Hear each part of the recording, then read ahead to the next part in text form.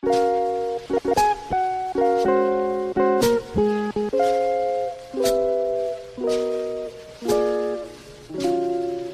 doy la bienvenida. Hoy es viernes de la 22ª semana del tiempo ordinario. Celebramos hoy en la Iglesia Católica la feria correspondiente a la liturgia de este viernes. Le invito a que disponga su oído, la mente, también el corazón para proclamar el Evangelio propuesto para el día de hoy. Proclamo la buena noticia de nuestro Señor Jesucristo según San Lucas, capítulo 5, versículos desde el 33 hasta el 39. En aquel tiempo los fariseos y los escribas dijeron a Jesús: los discípulos de Juan ayunan a menudo y oran, y los de los fariseos también. En cambio los tuyos a comer y a beber. Jesús les dijo: ¿acaso pueden hacer ayunar a los invitados a la boda mientras el esposo está con ellos? ¿Llegarán días en que les arrebatarán al esposo? Entonces ayunarán en aquellos días. Les dijo también una parábola: nadie recorta una pieza de un manto nuevo para ponérsela a un manto viejo, porque si lo hace, el nuevo se rompe y al viejo no le cuadra la pieza del nuevo.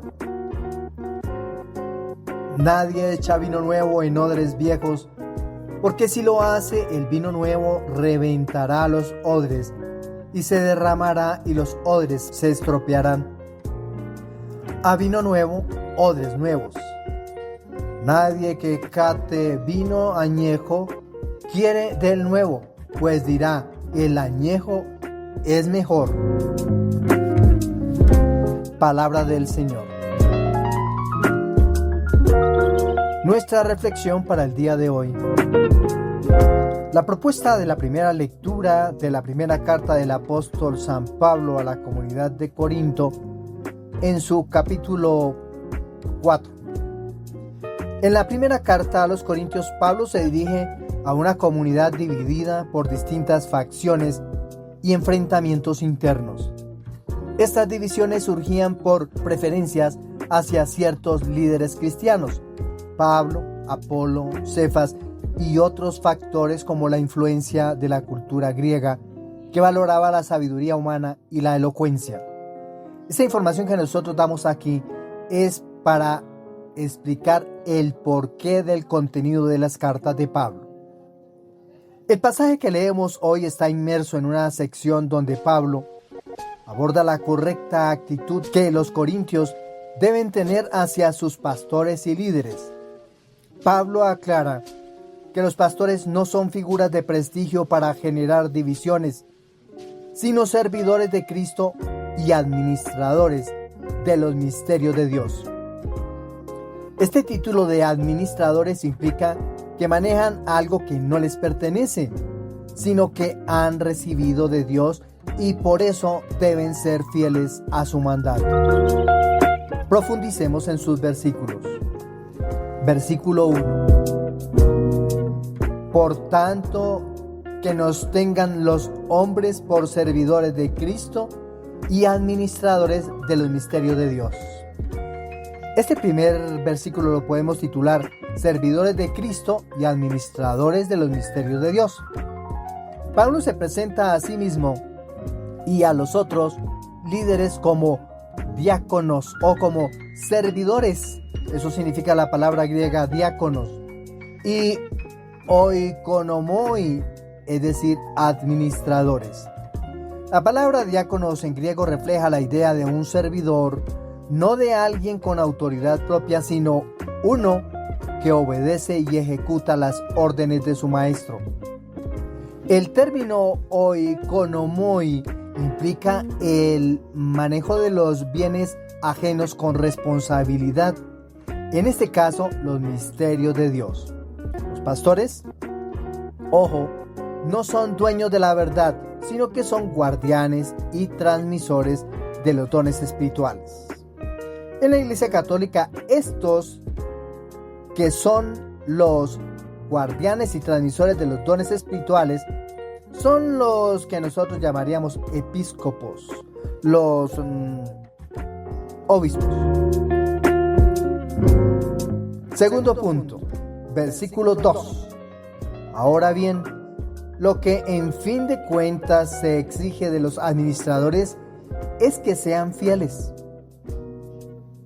Este segundo versículo podemos titularlo como fidelidad de los administradores. La principal cualidad que Pablo destaca es la fidelidad. No se espera que los pastores busquen su gloria personal, sino que permanezcan leales al mensaje del Evangelio y a la misión que Cristo les ha encomendado. Este llamado a la fidelidad es clave para los líderes, quienes están encargados de transmitir los sacramentos y las enseñanzas cristianas con rectitud y verdad. Versículo 3. Aunque a mí lo que menos me importa es ser juzgado por vosotros o por un tribunal humano, ni siquiera me juzgo a mí mismo.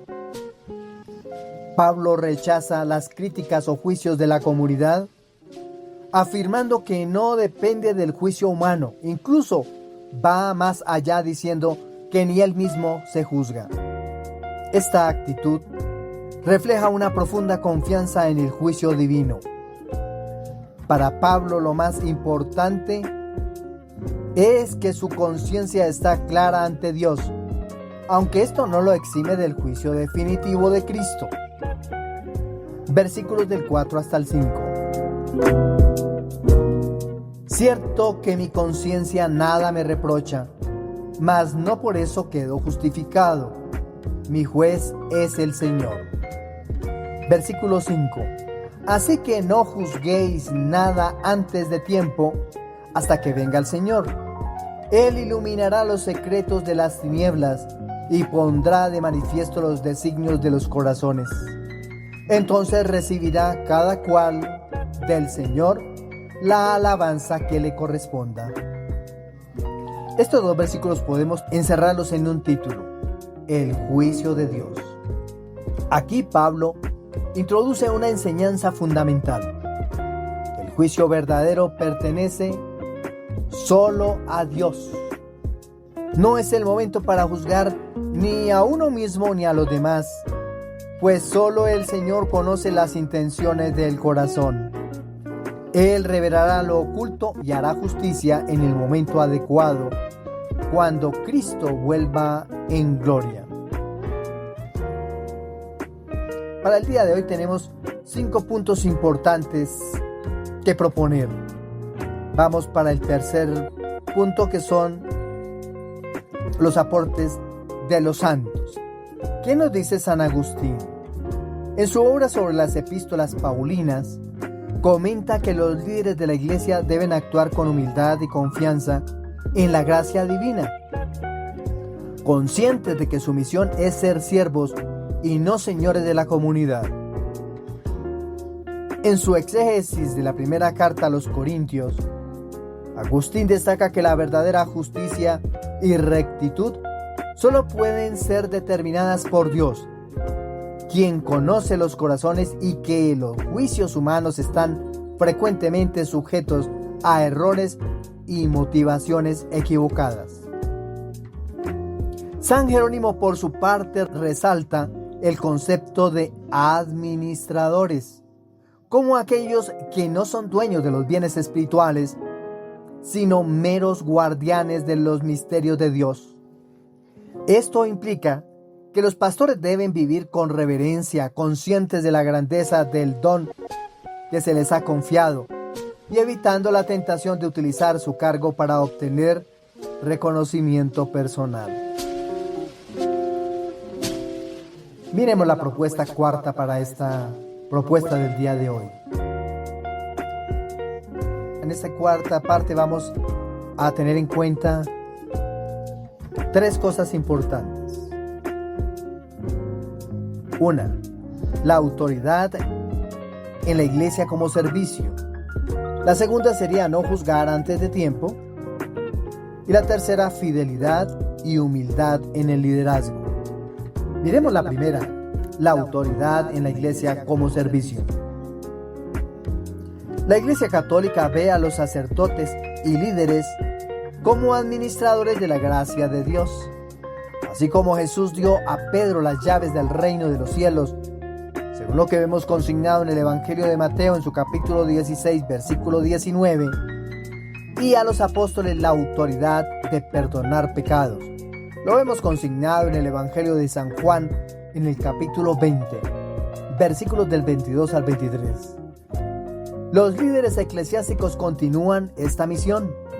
Sin embargo, este poder no es una autoridad despótica, dominante o dictatorial, sino un servicio a la comunidad.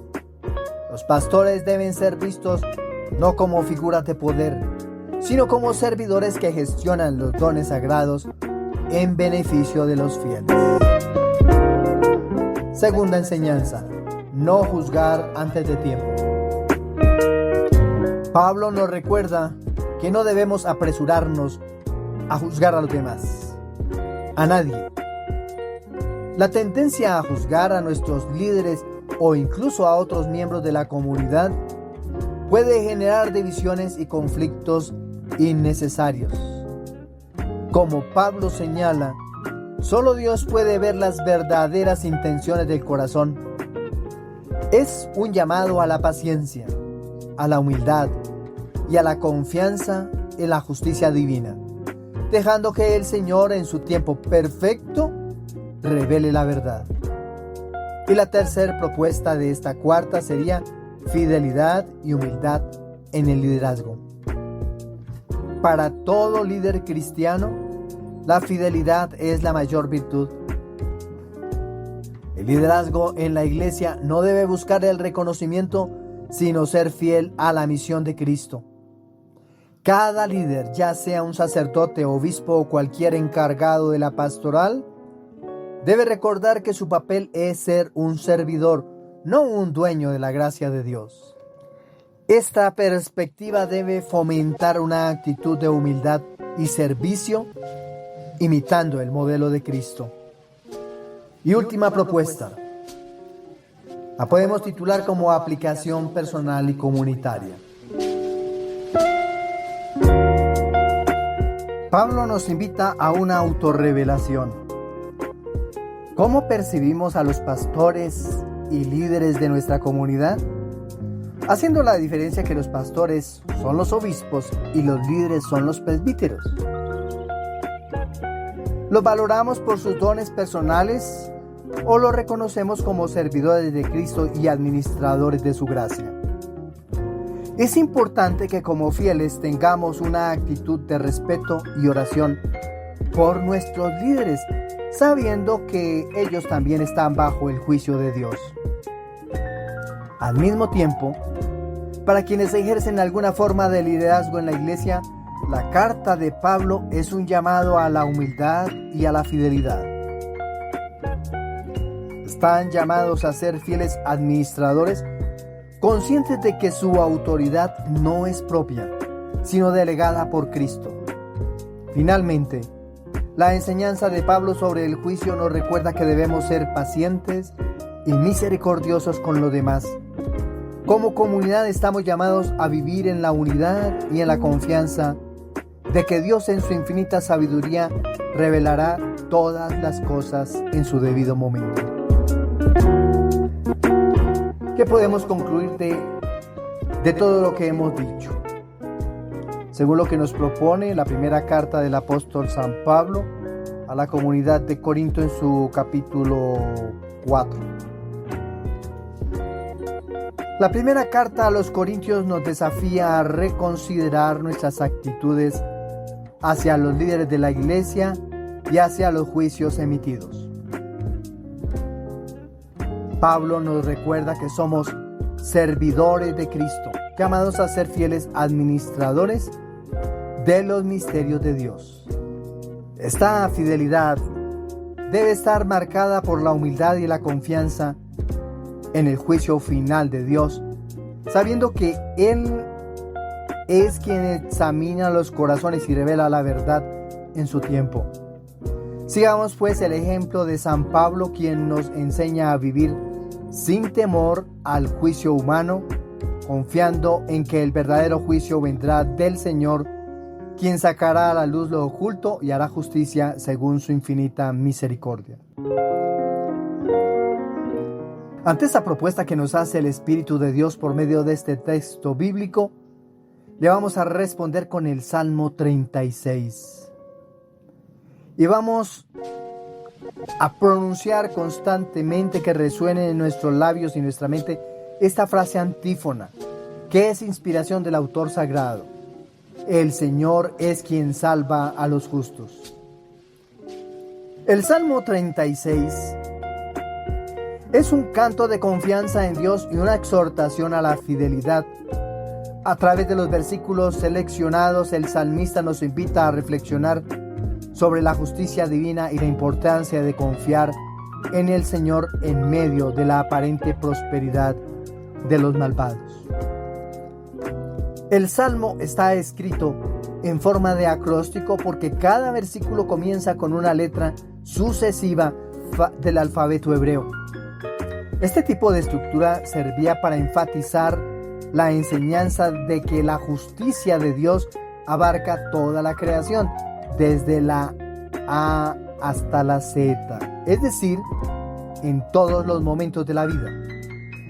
Históricamente, el pueblo de Israel enfrentaba momentos en los que los justos veían a los malvados prosperar mientras ellos sufrían.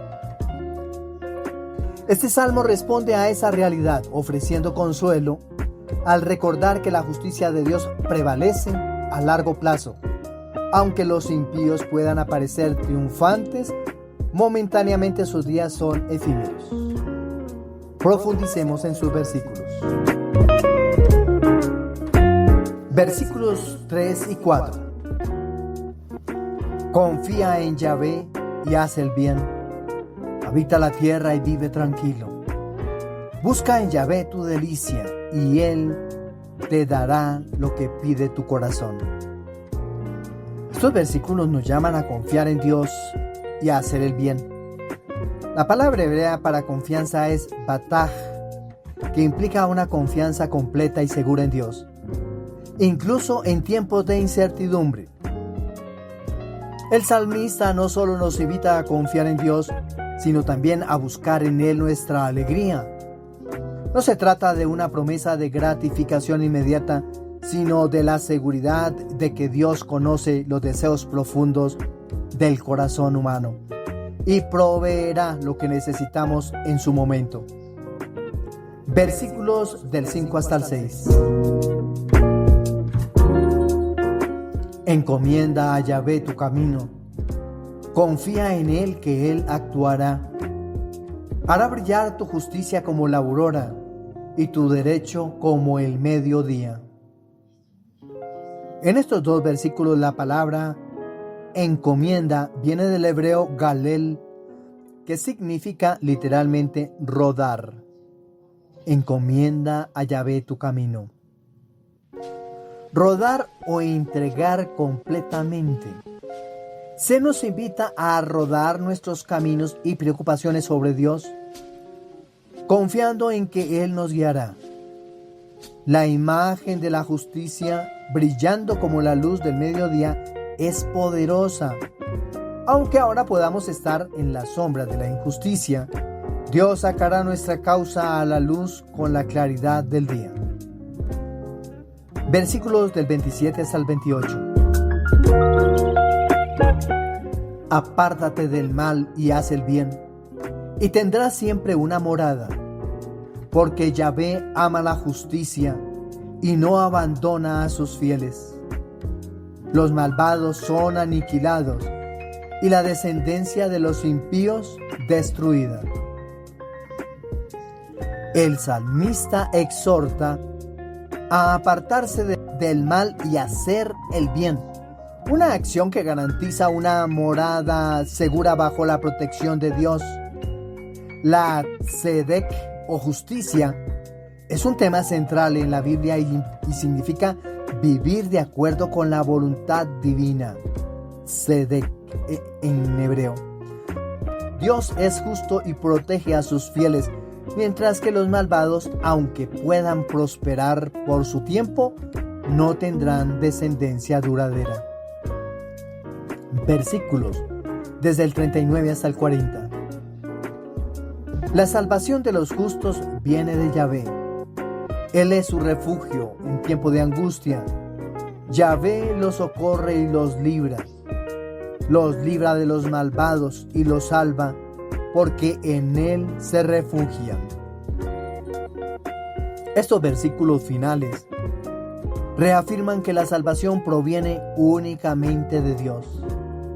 Él es nuestro refugio en tiempos de angustia, una promesa que nos asegura que aunque enfrentemos dificultades, Dios estará con nosotros.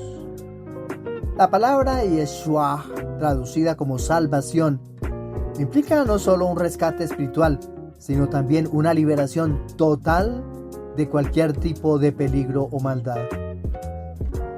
El Salmo 36 es una invitación a la paciencia, a la confianza en la providencia de Dios. Nos enseña a no fijarnos en la aparente prosperidad de los impíos, porque su éxito es pasajero. En cambio, el justo, aunque sufra temporalmente, encontrará seguridad en el Señor, quien es su refugio y su guía. Esta enseñanza se hace eco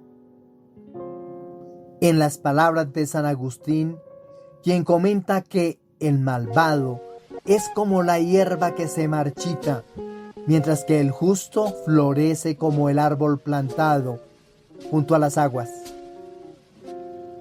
Eso está consignado en la obra de San Agustín, Confesiones. San Agustín también nos recuerda que el corazón del ser humano solo encuentra descanso en Dios. Al confiar nuestros caminos a Él y apartarnos del mal, no solo recibimos consuelo y protección, sino que también participamos en la justicia divina que se manifiesta plenamente al final de los tiempos. En nuestro contexto actual, donde parece que los injustos a menudo prosperan mientras los fieles sufren, este salmo es un recordatorio de que la verdadera prosperidad no es material ni inmediata, sino espiritual y eterna. Como cristianos estamos llamados a confiar en el Señor y a hacer el bien, sabiendo que Él nunca nos abandonará. Nuestra recompensa no siempre será visible en esta vida, pero está garantizada en la eternidad. El Salmo también nos anima a la compasión y a la justicia social. Al hacer el bien, ayudamos a los más necesitados, reflejando el corazón compasivo de Dios. Esto es practicar la justicia aquí y ahora, sabiendo que Dios está con nosotros en todo momento. ¿Qué podemos concluir del Salmo 36? Este himno nos invita a confiar en la justicia y la providencia de Dios, a no dejarnos llevar por las apariencias temporales y a perseverar en hacer el bien. El Señor es fiel, cuida de sus hijos y les dará su recompensa en el tiempo oportuno. Mientras tanto, nuestra tarea es vivir con rectitud, recomendando nuestros caminos a Él y confiando en que su luz iluminará nuestros pasos. La propuesta del Evangelio. El Evangelio propuesto para este día es del evangelista San Lucas en su capítulo 5, versículos del 33 hasta el 39. El relato de hoy presenta un momento en que Jesús es cuestionado acerca de la práctica del ayuno por los fariseos y los discípulos de Juan. Este pasaje refleja un cambio radical en la manera de entender la relación con Dios, que implica una transformación interior y exterior. A través de las parábolas del vino nuevo y los odres nuevos, Jesús enseña que su mensaje no puede ser limitado por las estructuras antiguas, sino que requiere un corazón renovado para recibirlo. Había una vez un carpintero que trabajaba en un viejo taller. Aunque las herramientas estaban desgastadas y el taller se caía a pedazos, se sentía cómodo allí porque había trabajado en ese lugar durante años. Un día recibió un nuevo pedido: construir un mueble muy delicado y moderno. El carpintero trató de usar las viejas herramientas para crear el mueble, pero no funcionaban. La madera se astillaba y las herramientas no eran lo suficientemente precisas para el trabajo. Al darse cuenta de esto, el carpintero decidió renovar su taller. Compró herramientas nuevas y mejoró su espacio de trabajo. Solo entonces pudo construir el mueble con la precisión que el diseño requería. El carpintero comprendió que para enfrentar los desafíos de un nuevo proyecto necesitaba cambiar los métodos y renovar su equipo. De igual forma, en nuestra vida espiritual no podemos vivir con los mismos hábitos y mentalidades del pasado cuando Cristo nos ofrece una vida nueva. Para recibir la plenitud de su gracia, necesitamos ser flexibles y renovarnos constantemente como odres nuevos. Profundicemos en sus versículos. Versículo 33. Ellos le dijeron: los discípulos de Juan ayunan con frecuencia y hacen oraciones, lo mismo que los discípulos de los fariseos. En cambio, los tuyos comen y beben. Aquí vemos una crítica dirigida a Jesús y sus discípulos, comparándolos con los fariseos y los discípulos de Juan. En este contexto, el ayuno era una expresión externa de piedad, pero Jesús busca ir más allá de los ritos externos. Versículos desde el 34 hasta el 35. Jesús les contestó: ¿acaso podéis hacer ayunar a los amigos del esposo mientras el esposo está con ellos?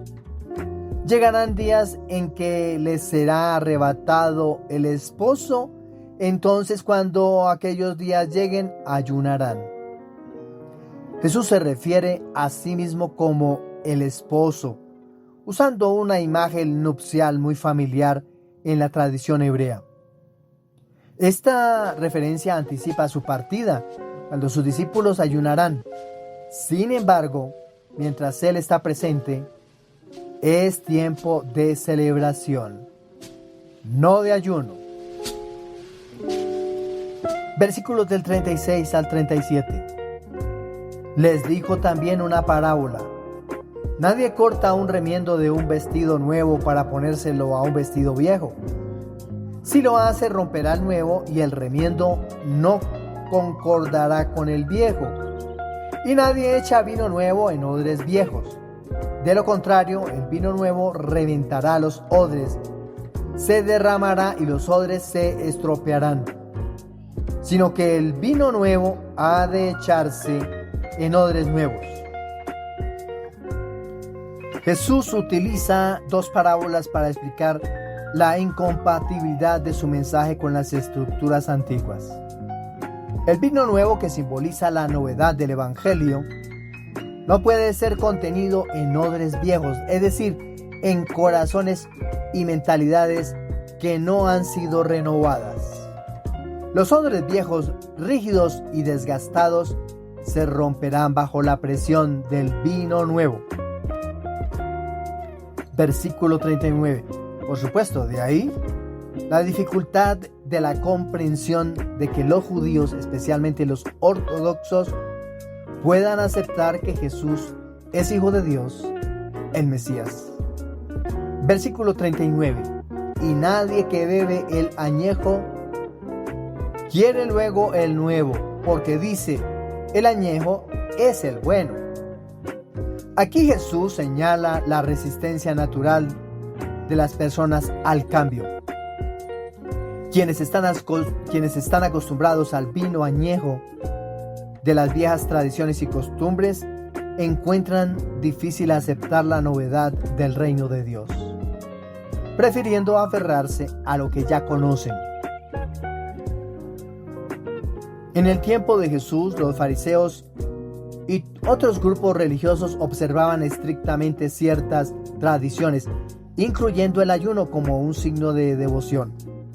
Sin embargo, Jesús desafía estas prácticas externas, subrayando que su mensaje no puede adaptarse a las antiguas normas religiosas que, aunque legítimas, en su tiempo no corresponden a la nueva vida que Él trae.